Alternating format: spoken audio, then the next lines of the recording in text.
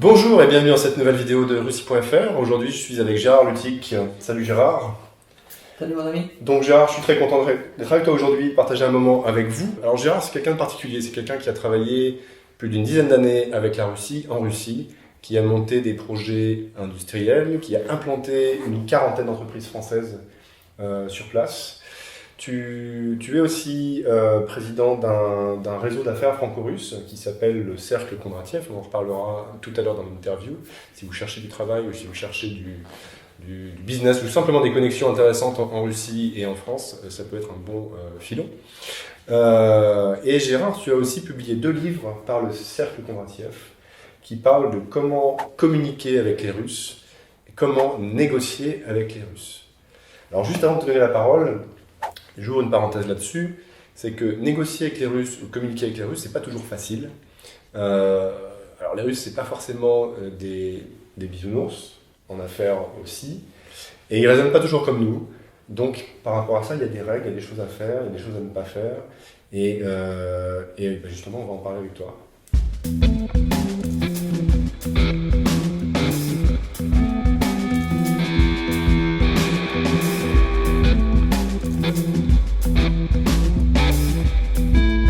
Alors, est-ce que tu peux dire un mot sur ton parcours, sur qu'est-ce qui t'a amené en Russie et ce que tu as fait là-bas?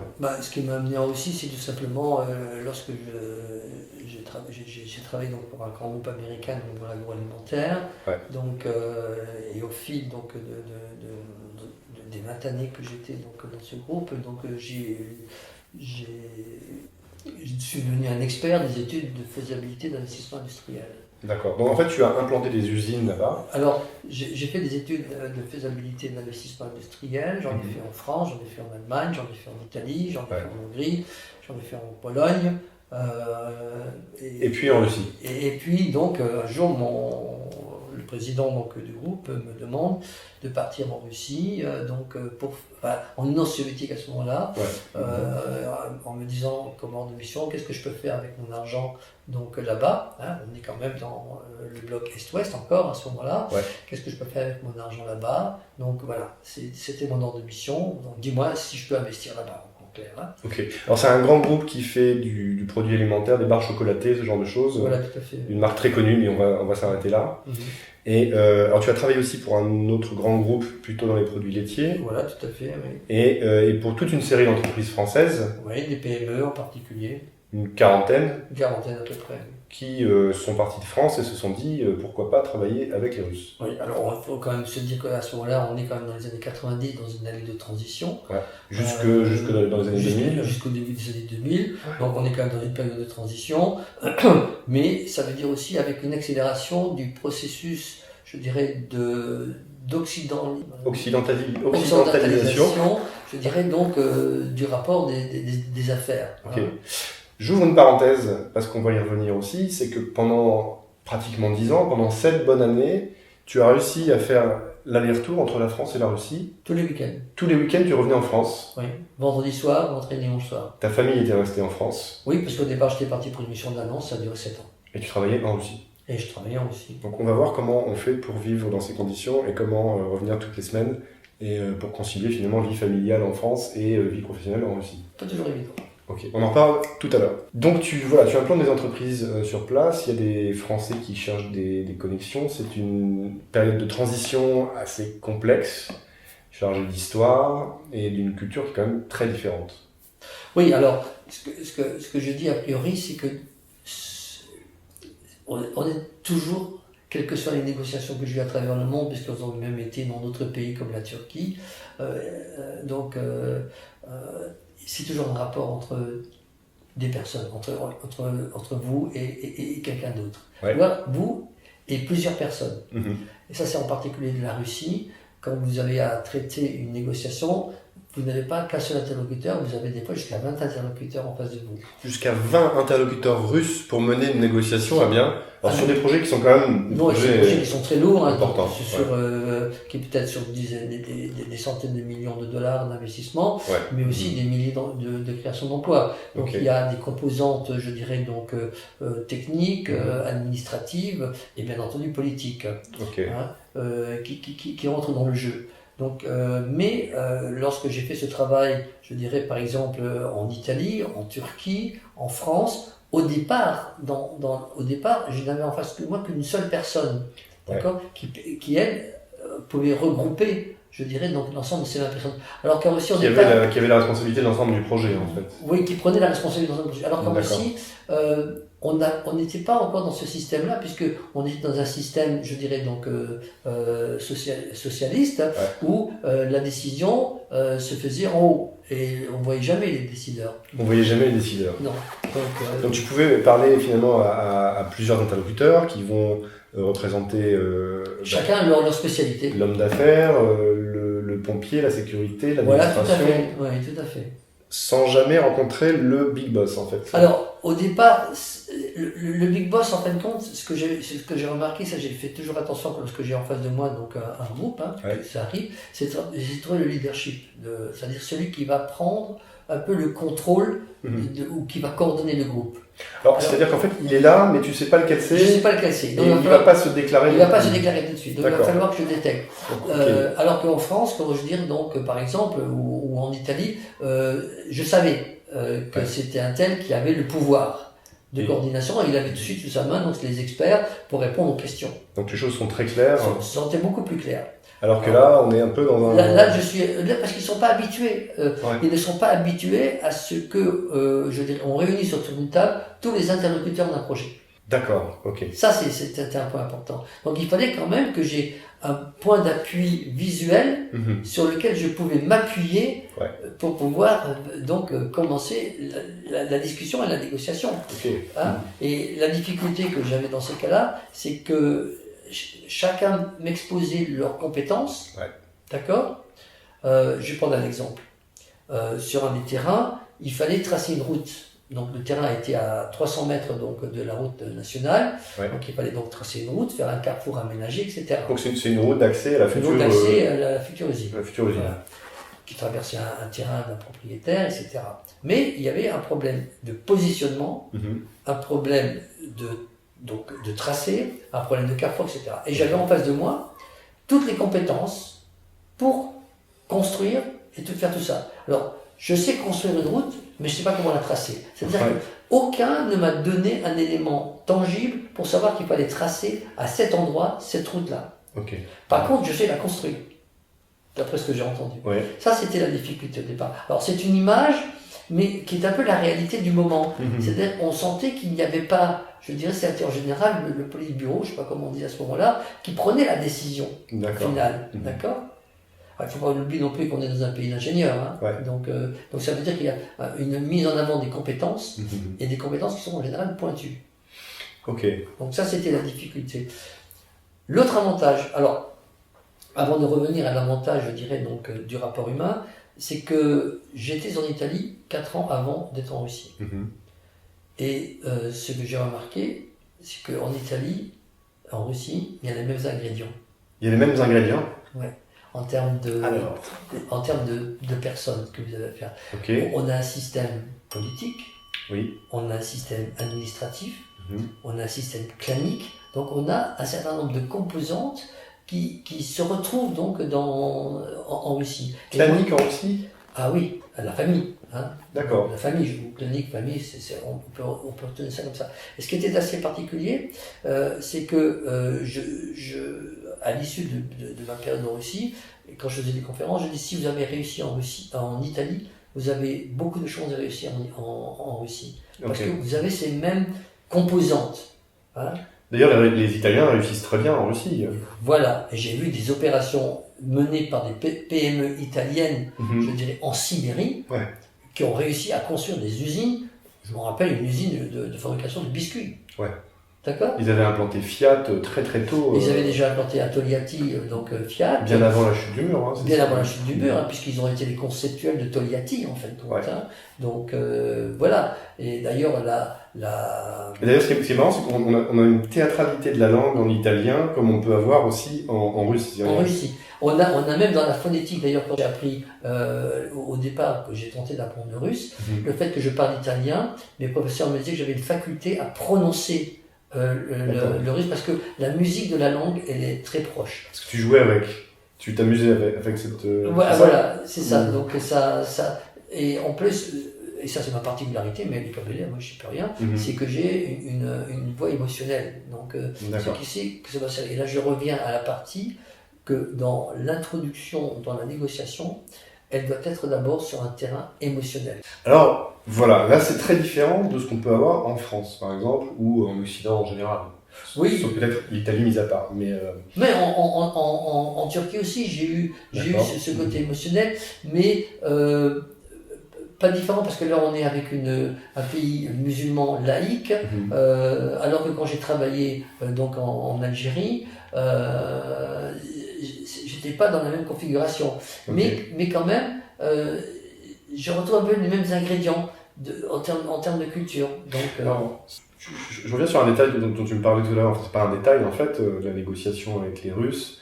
En préparant l'interview, tu me disais le truc avec les Russes, c'est qu'on met pas en avant tout de suite sa carte de visite, qui on est ou pour qui on travaille, mais plutôt justement quelle personne on est. Voilà, c'est ça. Je crois que là, on est vraiment dans le rapport très intuitif personnel, hein, donc avec son interlocuteur. De personne à personne. De personne à personne, c'est extrêmement important. Je dirais, d'abord, on se dévoile pas.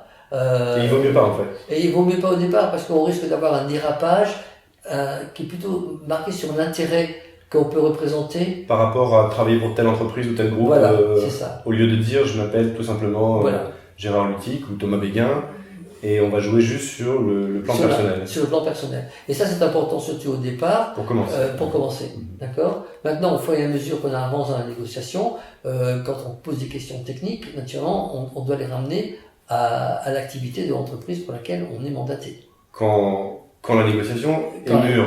Quand la négociation est mûre, quand on sent qu'effectivement le rapport humain est établi, puisque ce qu'on disait tout à l'heure aussi en introduction, c'est qu'il y a un mélange entre l'homme professionnel et l'homme personnel.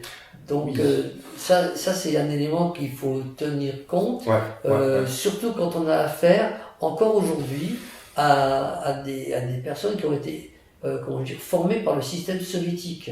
Et alors, juste pour préciser un petit peu cette question-là, comme très importante, ça se joue aussi bien sur des gros projets industriels sur lesquels tu as travaillé, que sur des petits projets ou des petits partenariats qui peuvent concerner un tout petit groupe de personnes. Oui, absolument. C'est une question de culture. C'est une question de culture, c'est une question personnelle, je veux dire. Donc, même si jamais en face de moi, donc, je veux dire un ministre, mon comportement est exactement le même, comme je veux dire, donc avec un pèlerin dans la rue. Hein. D'accord.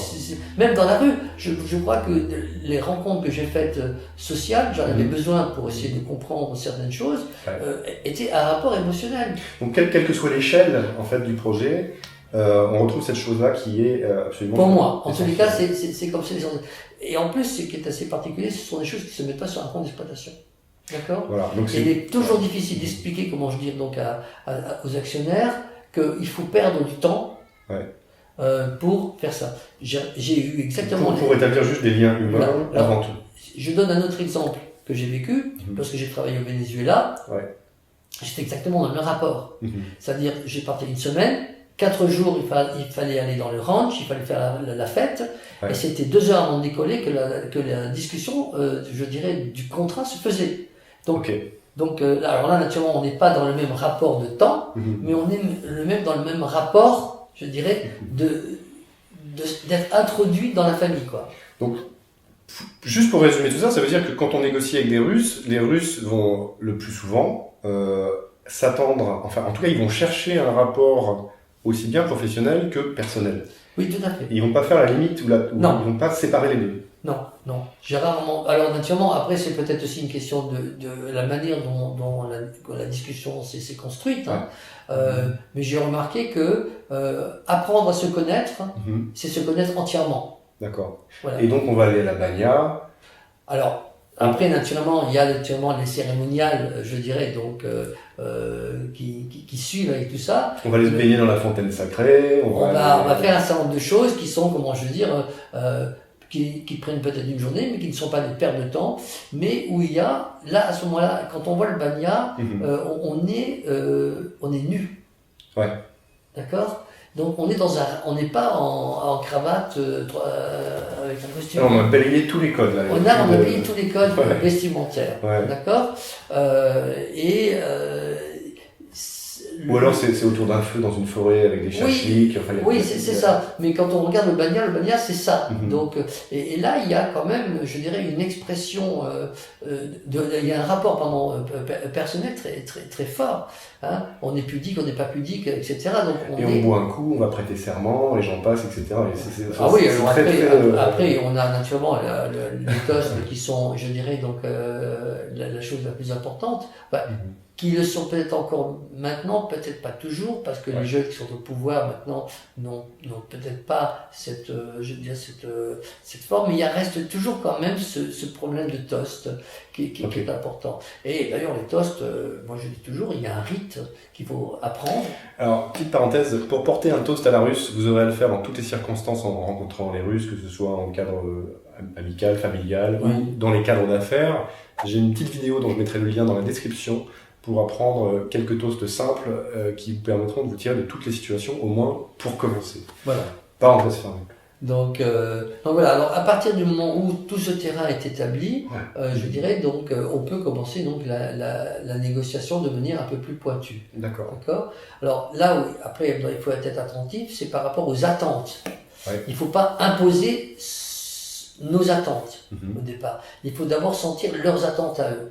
Parce qu'il y a toujours un besoin de trouver un compromis, donc une adaptation. Bien sûr, donc entre vous et les problèmes de l'autre. Entre mon cahier des charges et leur cahier des charges, si on peut dire ainsi. Ok. Donc le résultat, si ça marche, sera forcément un compromis entre les attentes des deux. Voilà. Mais il se fera de manière un peu plus facile dans la mesure que le rapport émotionnel, relationnel, personnel a été établi. D'accord ? C'est-à-dire que la négociation sera facilitée par ce rapport-là. S'il n'y a pas ça risque d'être assez compliqué. Ça risque d'être très tendu. Ou de ne jamais aboutir. Aux États-Unis, on vient avec nos avocats. Ce sont les avocats qui règlent l'affaire. Là-bas, non. On peut pas dire, on peut pas parler d'avocats. Au départ, en tous les cas. C'est sortir d'un avocat, c'est synonyme de déclaration de guerre, en fait. Voilà. Dans ces cas-là, oui. J'en ai eu quelques passes d'armes sur ce sujet-là. Mais ceci étant, ce qui se passe d'ailleurs dans la négociation en général, assez clairement, nos juristes réciproques sont présents. Parce qu'après, il va y avoir un contrat à former, et là, ce sont les juristes qui vont avoir la parole. Mais ce qu'ils vont écrire, c'est issu de la discussion. D'où la raison qu'ils assistent assez rapidement, d'ailleurs, donc aux négociations.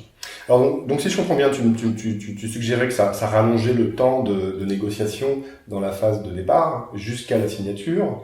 Il pouvait y avoir des journées entières consacrées juste à la signature du contrat. Alors, naturellement, il y a aussi, comment dirais-je, donc un peu de folklore aussi, de théâtre surtout. Parce que les Russes sont quand même des hommes de théâtre. Et avec des rapports de force. D'accord. Il ne faut pas oublier que l'ours, c'est dans l'emblème russe. C'est la force, c'est le côté très vivant et animal. Alors du coup, oui, ce côté animal dans les négociations, comment est-ce qu'il se manifeste ? Est-ce que c'est déjà aussi quelque chose qui est toujours présent ou très souvent ? Alors, c'est sous-jacent. C'est sous-jacent. Ça veut dire qu'à un certain moment, il faut s'attendre à ce rapport de force où l'ours va sortir, il va commencer à mugir, d'accord ? Donc il faut être préparé à subitement, je dirais, avoir des éclats de bois qui carrément peuvent vous désarçonner, je dirais, dans la négociation. D'accord ? Et ça veut dire aussi à ce moment-là qu'il faut être prêt à répondre. Et ceux qu'ils attendent, et c'est fait exprès par moment, ils attendent à ce que vous répondiez avec un rapport de force. Ils font ça un peu pour voir ce qu'on a dans le ventre. Voilà, savoir comment vous allez résister. Donc il y a toujours cette tentation de résistance.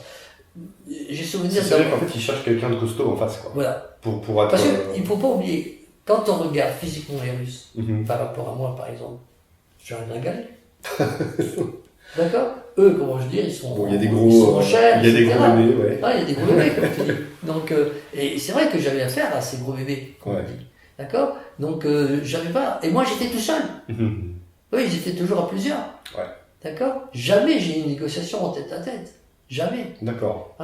Donc, sauf avec, dans certains cas particuliers, mais à 90%, j'avais en face de moi toute une équipe.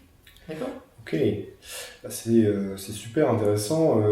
Est-ce qu'il y a des trucs qu'il faut absolument pas faire en négociant avec les Russes, qu'il faut éviter à tout prix? Ce que je dis, c'est de... je sais pas comment dire. Bon, le problème de l'avocat aussi. Il faut pas dire mon avocat réglera le problème. D'accord. L'avocat, il est là, ou le juriste, il est là pour mettre en forme. Il n'est pas là pour prendre des décisions. Il est presque là comme un assistant à la négociation. Quelque chose. Hein. Donc, l'autre chose aussi, c'est leur susceptibilité qu'il faut déceler, déceler dans la discussion. Ça, c'est intéressant parce que à la fois les Russes ne sont pas des bisounours dans les négociations et en général, à la fois ils ont une grande susceptibilité sur certains points. Sur certains points, oui. Alors naturellement, on est tous un peu susceptibles, je veux dire, quels que soient les peuples, les cultures dans lesquelles nous vivons dans ce monde. Mais on a besoin de savoir où il y a ces susceptibilité. Est-ce qu'elle va être professionnelle ou est-ce qu'elle va être personnelle? Parce que comme il n'y a pas de frontière entre professionnel et personnel, ça peut se mélanger. Donc savoir c'est où est-ce que je suis dans la susceptibilité. D'accord. Et sur quoi par exemple ils sont susceptibles? À partir du moment ils ont été éduqués dans honneur, gloire et patrie, et donc ce sont les meilleurs. D'accord. Hein, j'exagère un peu le propos, ce sont les meilleurs. On n'a pas à leur apprendre. Ok. De leur point de vue, en fait, ils sont comme ça. Alors, il faut savoir aussi, je le répète à nouveau, c'est que ce sont des ingénieurs. Les Russes sont des ingénieurs dans leur mode de fonctionnement, de mécanique de raisonnement, etc. D'accord ? Donc, il faut quand même pas oublier qu'ils ont envoyé avec des PC, des petits PC, ils ont envoyé comme chez quelqu'un dans l'espace. D'accord ? Le premier homme, la première femme, le premier animal, être vivant, la première station spatiale. Ils l'ont fait avec quoi? Ils l'ont pas fait avec les gros ordinateurs que disposaient les Américains dans cette période-là. Exactement. Ils l'ont fait, comment dire, avec ils ont une capacité et cette capacité, ils la traduisent dans leur, je dirais, dans leur manière dans cette susceptibilité. Il ne faut pas les toucher sur un point, voilà. Alors naturellement, après, quand on commence à se connaître, on peut un peu se chatouiller réciproquement parce qu'après il y a un jeu. Le jeu, d'ailleurs, il est dans toutes les cultures avec lesquelles j'ai travaillé. Du coup, le message à travers ce que tu dis là, c'est surtout de ne pas les prendre de haut, par exemple. Jamais. De ne pas leur donner de leçons. Jamais. Là, nous, on sait faire, vous ne savez pas, et regardez comment on va faire. Jamais. C'est plus un jeu de qu'est-ce que vous avez à proposer, voilà moi ce que je peux proposer par rapport à ça, et petit à petit, on avance, et de temps en temps... Et il faut pas leur faire un enfant dans le dos. Alors, moi j'ai vu des cas autour de moi où, comment dirais-je, donc des Français en particulier qui avaient cette attitude, et ils en sont revenus. D'accord. Hein, parce que quand moi j'ai fait la première étude de cette implantation de cette usine en Russie, d'accord, la suivante, la plus importante, a été 3-4 ans après. J'ai retrouvé quasiment à 70% les mêmes interlocuteurs que j'avais avant sur la politique, le monde de l'administration, etc. Et qu'est-ce qu'ils ont fait? Ils ont fait une équation très simple. L'UTIC, cette société s'est implantée, l'UTIC est sérieux. D'accord. L'UTIC, il travaille pour une société, donc il est sérieux, donc on va l'aider. Quelle que soit la société. Et quelle que soit la société. Au bout d'un moment, c'est ça en fait. Voilà. Donc, en fin de compte, l'image que vous laissez donc aux Russes, c'est l'image qu'ils vont retenir. D'accord. C'est pour ça qu'effectivement, on ne peut pas, de préférence, changer de négociateur à chaque fois quand on est dans une société. Alors ça, c'est aussi un truc, si vous faites une négociation, quelle qu'elle soit avec quelqu'un en Russie, menez-la jusqu'au bout. Voilà. En fait. Il faut pas, voilà. Et c'est ça qui est important. C'est une erreur à ne pas commettre. Parce qu'après, il y a à nouveau un travail donc à refaire. Sauf si pour des raisons de santé, vous êtes obligé de ne pas être là, etc. Mais il y a comme toujours ce travail, ce besoin de perdre du temps, entre guillemets, et ce temps perdu et du temps gagné. D'accord. Donc tu as fait l'aller-retour pendant une dizaine d'années avec ta famille en France. Tous les week-ends. Et ça n'a pas posé de problème particulier? De quel côté? Je sais pas, déjà au niveau fatigue, résistance au fait de faire un aller-retour en avion, la Russie, tu vas me dire, c'est juste à côté. Mais... C'est quand même, si on considère à ce moment-là, maintenant aujourd'hui c'est plus la même chose, mais qu'il fallait être 2 heures avant le décollage qu'à l'atterrissage, il y en avait pour une bonne heure pour passer donc à l'immigration. C'était un voyage qui était à peu près de 7 heures. D'accord. Hein, le temps d'aller de Moscou à Sheremetyevo, le temps d'aller à la douane, ensuite au check-in, après à l'immigration. Donc tout ça, c'est un processus qui n'existe plus tel qu'il a été fait. Il a été maintenant informatisé, enfin bref. Donc c'est beaucoup plus rapide. Mais voilà, donc c'est quand même en moyenne entre 3h15 et 4 heures de vol. Ça dépend des vents. Si on a des vents d'ouest, c'est beaucoup plus long que si on a des vents d'est. Hein. Donc, alors... Mais du coup, tu as réussi à concilier vie personnelle en France et vie professionnelle en Russie, du coup, pendant quand même un certain nombre d'années, ce qui paraît un peu incroyable, parce que... Mais en fait, je crois qu'on se rend compte de ce qui s'est passé quand on s'arrête. Voilà. En fait, la jouissance de ne pas avoir fait sa valise de dimanche soir.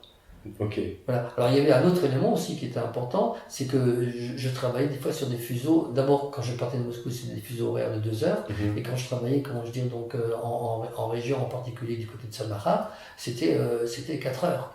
Et l'idée, c'était que ta famille ne voulait pas te suivre, en fait Non, au départ, j'étais parti pour 1 an. On avait un bébé donc, au départ, et donc il y avait des problèmes d'hygiène et de système médical qui n'était pas encore au top à ce moment-là. Ça s'est fait comme ça. Mais, voilà. Et ça s'est fait comme ça. Et bon, c'est vrai que c'est pas fatigant, parce qu'en fin de compte, il faut profiter de ces 3 heures ou 4 heures de vol pour pouvoir se détendre.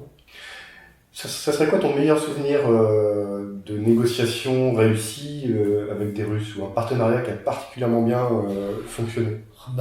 C'est celui que j'ai cité tout à l'heure, c'est la négociation de l'allocation d'un terrain agricole de première catégorie pour le transformer en zone industrielle. La négociation a duré donc 6 mois. Donc là, 6 mois de préparation, on prépare le contrat, il y a des là, on tourne autour, je dirais, de tout ce qui va. Il y a des aspects techniques, des aspects administratifs, sécurité, etc. Bon, une fois que ça on a balayé, parce que c'est pas fait uniquement avec le propriétaire du terrain, c'est fait aussi avec l'administration locale, l'administration nationale, donc les forêts, les pompiers, enfin bref, voilà. Après, on rentre dans la négociation de conception du contrat de location. Et là, c'était à peu près 71 heures de négociation. Rien que sur le papier, le contrat. Rien que pour établir le contrat. Avec là les points tendus dégagés donc, dans la négociation préalable qu'il fallait mettre en forme. Là, et si tu arrives, pardon de t'interrompre, mais si tu arrives à ce stade-là, c'est déjà que tu as réussi l'aspect émotionnel, humain. Oui, tout à fait. Il y avait tout ça qui vient avant. Du directeur de Sovco, je connaissais presque son histoire personnelle. Vous êtes sortis ensemble Non, c'est pas on n'a pas sorti ensemble. C'est assez marrant parce que c'est pas avec lui qu'on a fait porter des toasts. Hein. D'accord. Donc, par contre, j'ai mangé dans la cantine de l'exploitation laitière agricole, donc, dans lequel il était le directeur général. Donc, il y avait aussi naturellement l'apport de la comment dirais-je, de la ville qui apportait des dotations en logement, en pétrole, etc. Donc il y a eu, au départ, il y a eu un travail à 3, donc avec l'administration locale, le propriétaire et l'entreprise. D'accord. Une fois que ça a été fait, donc on a mis en forme, là, avec les juristes, etc. Bien. Et là, sur les points d'achoppement, là, on a eu des discussions qui étaient un peu tendues, en particulier sur le tribunal de compétences. D'accord. Nous voulions, lui voulait le tribunal du coin, nous on voulait un arbitrage. Donc on discute sur les clauses, on essaie de s'arranger, des fois on ne s'arrange pas, ça traîne. Ça traîne.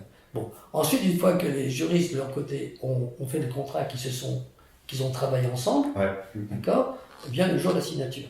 Le jour de la signature. Voilà. Alors là, on rentre, comment je veux dire, dans un côté qui n'est pas forcément le cas pour chaque fois, mais un côté un peu théâtral. Un peu théâtral. Voilà. Alors tout est prêt, je veux dire, là tout a été négocié déjà en long et en large. On a déjà tout vu en détail. Donc on arrive donc, alors ça se passe donc dans la mairie, donc de la ville, et là il y a le chef d'administration, enfin dans la maison d'administration, on ne me rappelle plus le nom exactement, à ce moment-là. Donc il y avait le chef d'administration, il y avait l'architecte, il y avait le conseiller à la sécurité, il y avait, comment dirais-je, donc, le député, parce qu'il y a des Ouais. doumas locales, hein, Mhm. donc dans les rayons, etc. Bon, voilà, il y Le avait, représentant des services secrets locaux. et c'était le Conseil de la sécurité. Voilà, d'accord. Voilà, donc, Il y en a toujours un. il y en a toujours un. Ouais, maintenant, je sais pas, mais je pense qu'il est toujours là. Donc, mais au départ, je savais pas que c'était lui. Hein. Mhm. J'ai compris à un certain moment, il disait rien, il écoutait, il voyait, il prenait des notes, donc ça veut dire qu'il allait sûrement Faire un rapport. faire un rapport à quelque part. Bon, voilà. Et donc, arrive donc ce jour-là, donc, dans la salle de l'administration. Mhm. Bon, je viens que les juristes viennent avec les paquets, donc me donnent les paquets à moi pour les signer. Et moi, je dis, bah écoute, Nicolas, À toi l'honneur. à toi l'honneur. Donc voilà. Bon, Nicolas, il regarde son paquet pendant 5 minutes. Il prend le paquet, il le donne donc à son juriste. Il dit, écoute, Yuri, relis-le. Relis-moi ça. Bon, le juriste, il le relit, naturellement, on le voit relire. Hein, il tourne les pages et tout. Il dit, écoute, c'est conforme à ce qu'on a discuté. Et il prend 20 minutes hein, pour ça. À peu près. Ouais. Et il lui redonne, bah, Nicolas, Tout va bien. tout va bien, c'est conforme. Et notre Nicolas, il regarde encore son document, il redonne à nouveau, il dit relis une deuxième fois. Remelote, bon, ouais. Alors là, ça commençait à être un peu long, Ouais. et là, la discussion s'est entamée sur le fait que il a été dit honneur, gloire et patrie, hein, qui est le symbole donc, de la Russie, et donc c'était quand même un impact économique important pour la commune, pour le rayon. Attends, c'est important ce que tu viens de dire là. C'est Slava Rodini et tout. Enfin, Voilà. attention, c'est la gloire de la Russie pour Voilà, c'est ça. notre nation. Pour notre nation, etc. etc. Donc, c'est-à-dire, ils l'ont monté très très haut, que ça soit, je dirais, le chef de l'administration, et aussi le député, qui représentait la partie parlementaire. Donc, à un moment, en fait, la signature bloque et quelqu'un lui rappelle que pour la gloire de la nation, Voilà. il faudrait peut-être y aller. Enfin, ça, c'est Voilà. pas bon pour nous. En fait. Voilà, c'est un peu ça, parce que les autres étaient tout à fait d'accord. Un projet de plusieurs dizaines de millions de dollars, de création de plusieurs centaines d'emplois, ça laisse pas indifférent quand même. C'est bon pour la région, normalement, c'est bon pour tout le monde. C'est bon pour tout le monde, Ok. hein, mais pas forcément pour le propriétaire du terrain. Alors, Voilà. Et donc, moi, je lui dis comme ça, bah, écoute, Nicolas, je lui tends mon stylo et je lui dis que voilà, c'est 1 demi-million de dollars que tu vas signer, parce que c'est ce que tu vas toucher comme indemnité. $1 demi-million dans son. Oui, indemnité, indépendamment des dotations qu'il avait reçues, donc qu'il allait recevoir donc de l'administration locale. Ok. Mhm. Et ici, Ouais. bon, arrivé à la fin, alors là, le summum, Gérard, j'ai oublié les tampons, j'ai pas pu prendre les tampons ce matin. J'ai Ils oublié sont dans mon le tampon. coffre. Ils sont dans le coffre, j'avais pas les clés, enfin bref, et je savais intérieurement qu'il a raconté une histoire. Donc Donc le tampon, dans la tradition russe de signature de contrat en tout genre, c'est absolument indispensable. indispensable. Le geste déjà. Et donc, je dis écoute, pas de problème Nicolas, je le signe, je le tamponne, je te le donne et tu mets le tampon, hein, et je viens dans quelques jours le rechercher. Ok. D'accord ? Mais avant que je vienne le rechercher, il me renvoie, il vient à mon bureau à Moscou, le document signé et tamponné, mais avec 2 avenants. 2 avenants en plus, 2 avenants en plus, dont que je il vais n'avait signer. pas été question du tout. Donc, il n'avait pas été question du tout, donc qui remettait en cause donc, le contrat, c'est-à-dire le tribunal de compétence, Ouais. et le droit à la propriété du terrain lorsque la loi le permettrait. La loi foncière le permettrait. Ce qui est un peu bizarre, c'est pas normal ça. C'est- Ça fait partie de leur jeu, ça. Donc, Ils testent ils vont essayer jusqu'au aussi, bout. Ils ouais. vont essayer jusqu'au bout. D'accord. Quoi. Donc, voilà. Et puis, je lui fais comprendre avec mon assistante que quoi, le contrat est signé, il est valide, etc. Hmm. Et Donc lui, il a signé sa partie, il a signé il a mis son tampon partout. Moi, j'ai signé, j'ai donné mon tampon. tout sauf les 2 avenants, Dans les 2 avenants que moi, j'ai pas signé. et tu lui déclares, le contrat est signé sauf. Les avenants que je ne signerai pas. Parce que le contrat ne le précise pas. À partir de Ils n'ont pas de valeur juridique. Ils pourraient avoir une valeur juridique si je le signais, puisque j'avais les pouvoirs naturellement de l'entreprise donc de le signer. Ouais. Donc, mais là je ne signe pas parce que c'est pas conforme à nos discussions. On a quand même discuté pendant 6 mois et 70 heures de négociation, qui s'est d'ailleurs terminée comme un bagnot. Parce que quand on a eu terminé, d'ailleurs je n'ai pas dit ça, mais quand on a eu terminé notre signature, on a été faire un bagnot après. Un bagnat, enfin, un bagnat, les bains russes. Les bains russes. Donc, et là j'ai commencé à observer, parce que tout le monde qui avait signé, pas tout le monde qui était là, donc était autour de la table. Et là, j'ai remarqué quand même quelque chose. J'ai pu comprendre qu'il y avait un coup qui se préparait. Je ne sais pas pourquoi, je sentais. Il y avait quelque chose qui tournait pas rond, et qui venait naturellement de la part du propriétaire de terrain. Bon. Et puis donc, comme je disais à l'instant, je reçois donc le document signé avec ça. Donc je refuse, etc. Bon, d'accord. On en reste là. Je pars en mission en Turquie, et lorsque j'étais là-bas, on me dit, Gérard, il faut que tu reviennes rapidement. On a un souci, on a fait une erreur d'implantation d'un poteau électrique qui s'est mis en dehors du terrain.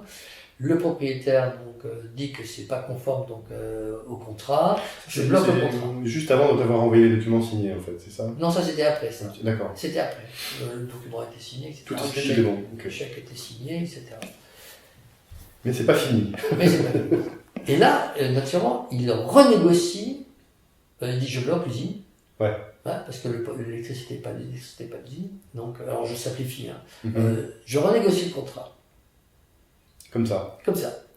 C'est-à-dire qu'en fin de compte, il voulait absolument obtenir ces deux clauses. Ces 2 clauses, mais aussi un problème qui était lié à un problème de TVA donc, qu'il devait déclarer.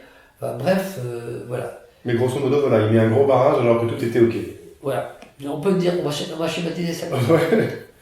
Bon, là, naturellement, j'étais un tout petit peu coincé parce que on commet une erreur, donc il faut la réparer, mais il ne faut pas qu'elle soit au détriment, je dirais, d'un contrat qui a été établi. Vous allez voir, c'est pas mal. Enfin, on va venir au truc. C'est bon, inattendu non plus.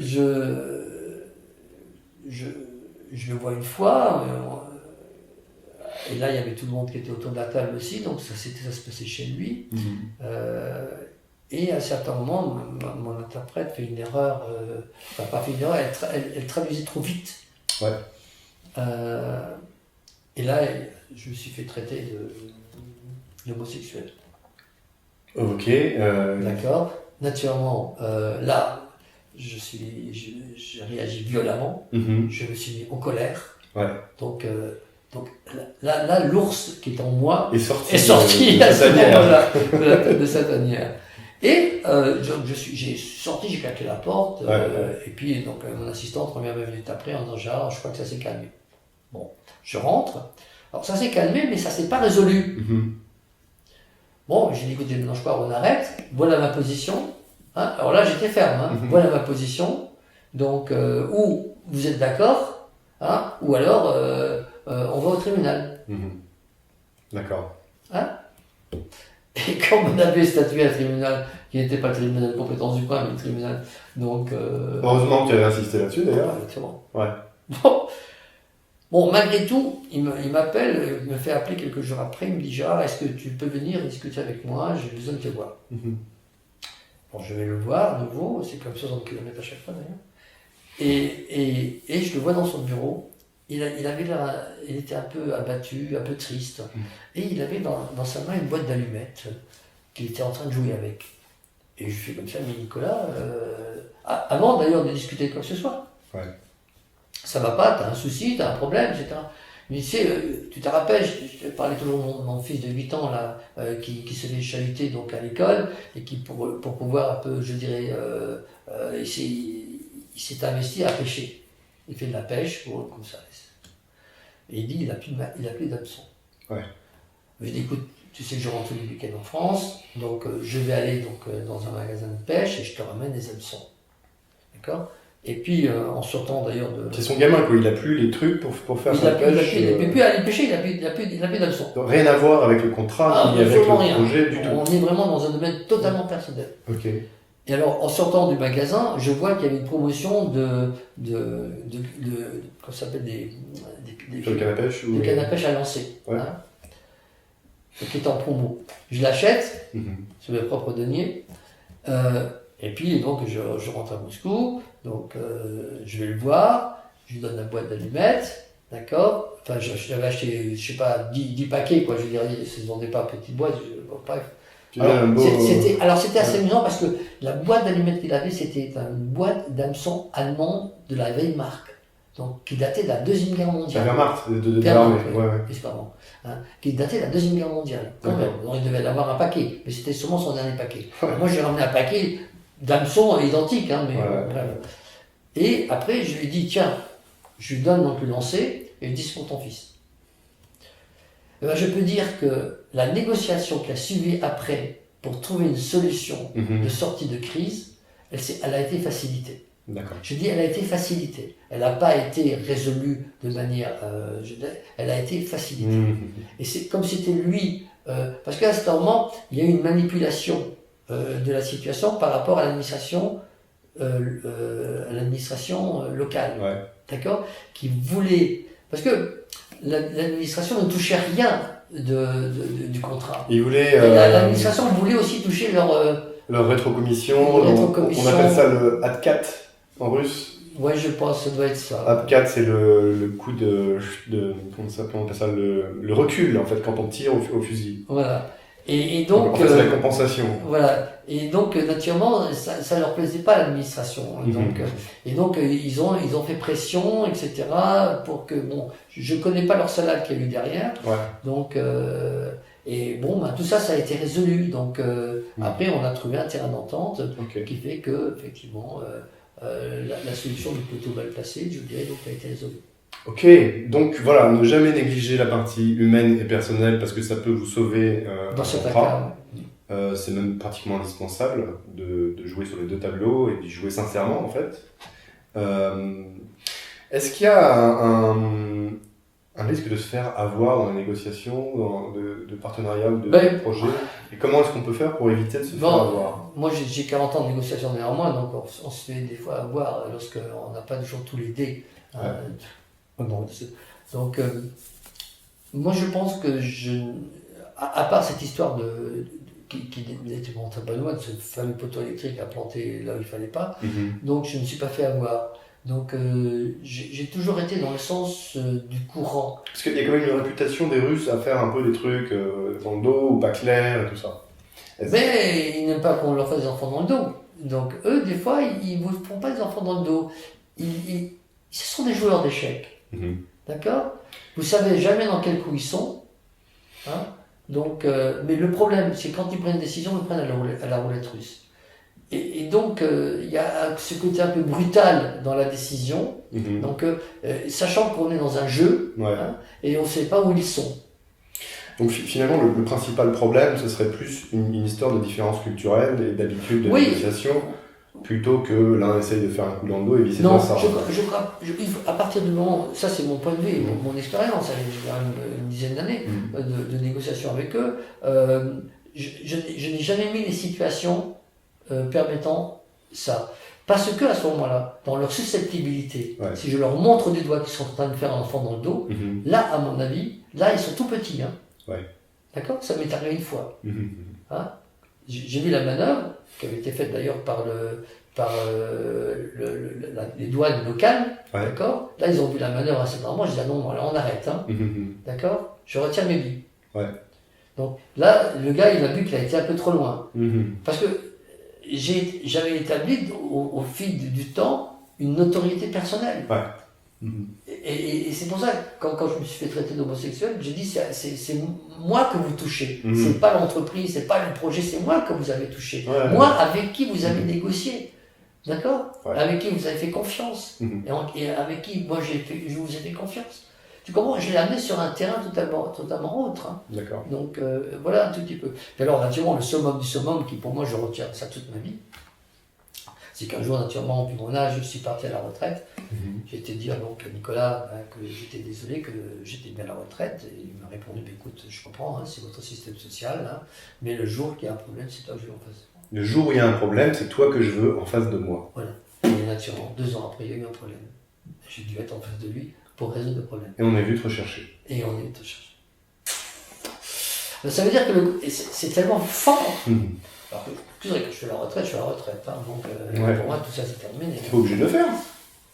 Non, je n'ai pas obligé de le faire. Mais, quelque part, il s'est installé, je dirais, une valeur de moi-même par rapport à l'autre. Et en venant à résoudre la situation, cette valeur a joué. Si c'était quelqu'un d'autre qui était venu, peut-être pas qu'il y aurait eu un résultat. C'était Nicolas que tu connaissais bien, voilà. C'était des bons souvenirs. Oui, il y avait des choses partagées, quoi, je veux dire. Donc, mais je crois qu'on retrouve ça un peu partout, je dirais, dans les rapports amicaux qu'on peut avoir avec, etc. Donc, voilà. Et puis, ça a été pour moi un moment, je dirais presque amusant de voir. C'est quand même un signe de victoire, c'est que ça a bien marché. Si on va te rechercher 2 ans après, c'est quand même... je dois reconnaître quand même que dans cette dernière mission, qui a été celle où j'ai semé la retraite, j'ai eu droit du gouvernement français, puisque je travaille pour une société française, donc j'ai été nommé chevalier de l'ordre du mérite agricole. Ok. Par le ministre de l'Agriculture, c'est ça Non, par le ministre de l'agroalimentaire du moment. D'accord, ok. En France. Oui. Et en fait, on a ce type de reconnaissance, de médaille, que si on a fait quelque chose de significatif pour la France. Hein, donc, et il y a... C'est sur proposition de l'ambassadeur, je crois. Non, oui, c'est sur proposition du conseiller agricole de l'ambassadeur. Du conseiller agricole. C'est ça.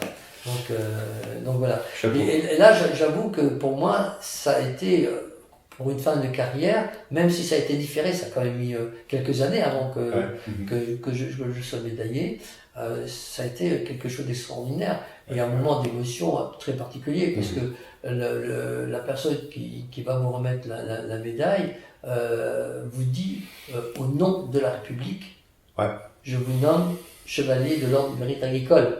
Et là, on a la République qui se tombe sur les épaules.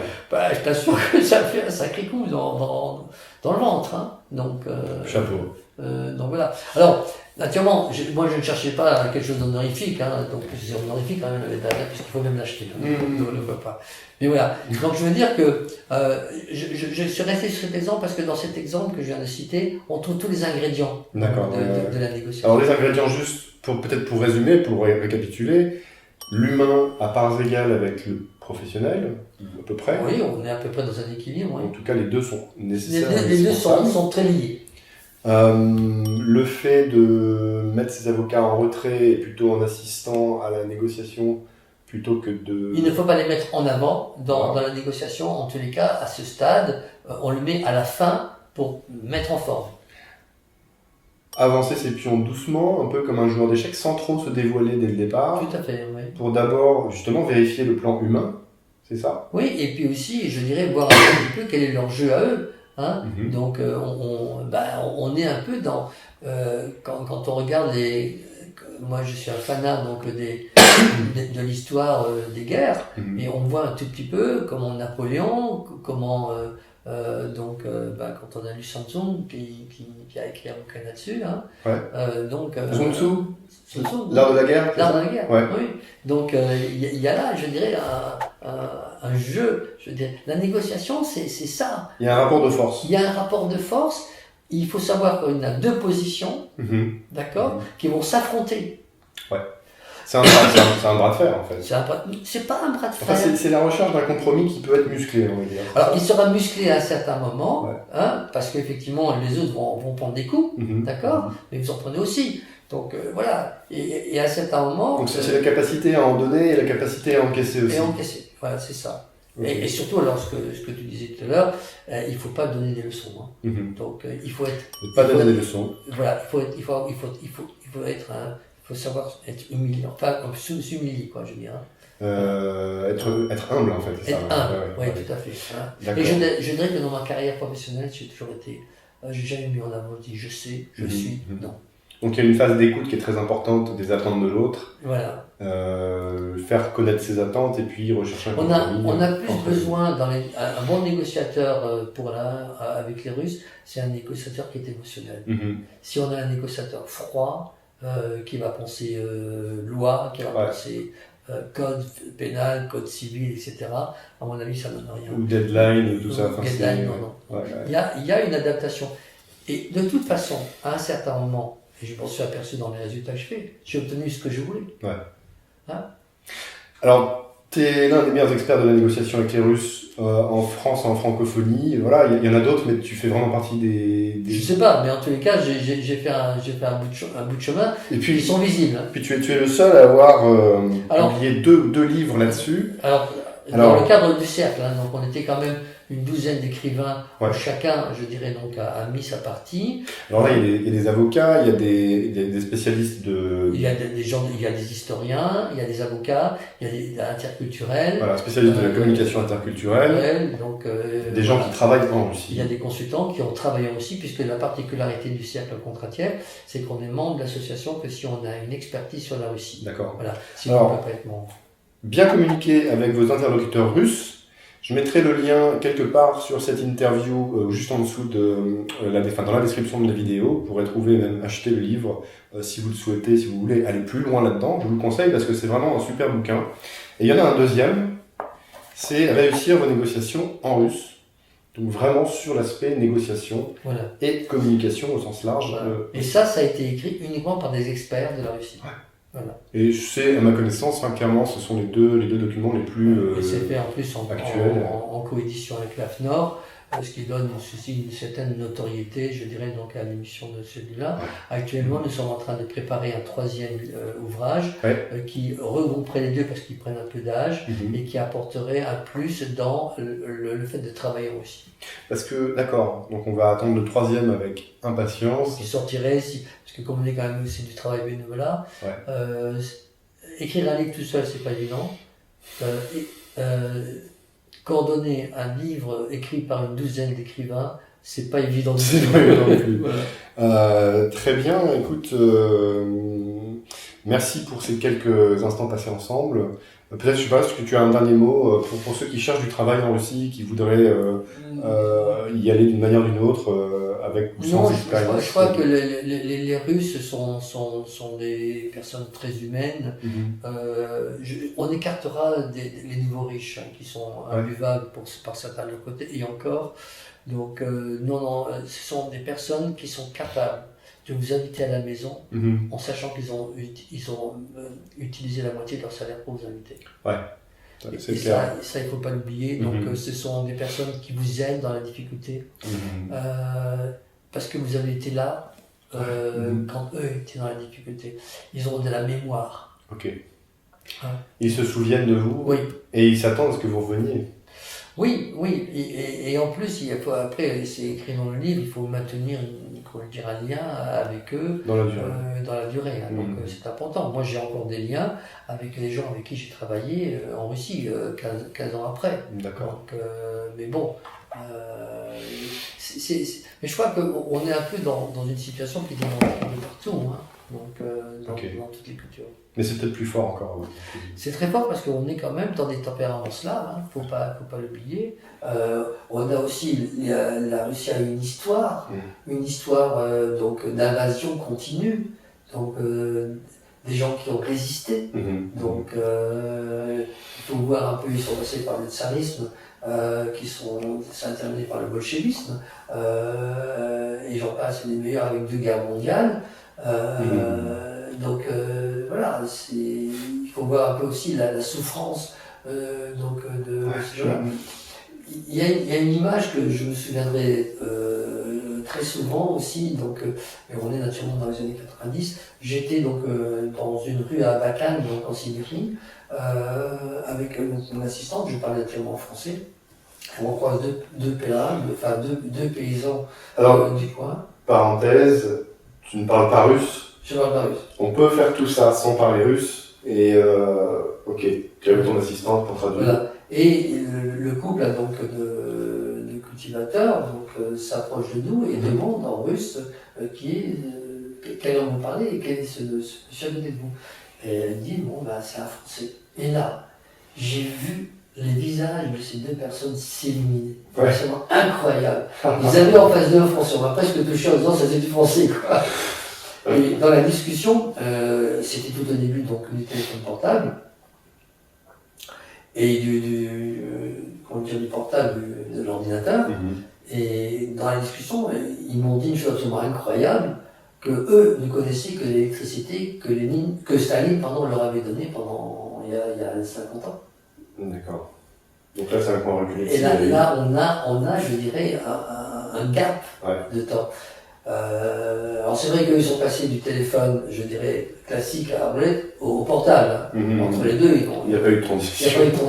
Mais ils ont sauté dans la technologie, quoi. Donc voilà. Écoute, merci Gérard pour tout ça. Merci à vous d'avoir suivi cette vidéo. Si vous voulez, on prolonge le débat dans les commentaires, juste en dessous les 5 commentaires. Je serais ravi de vous répondre et de transmettre un message à Gérard si ça le concerne. Faites tourner la vidéo, cliquez sur j'aime, partagez-la autour de vous. Et puis je vous dis à bientôt pour une prochaine. Merci Gérard. Mon ami Thomas, merci.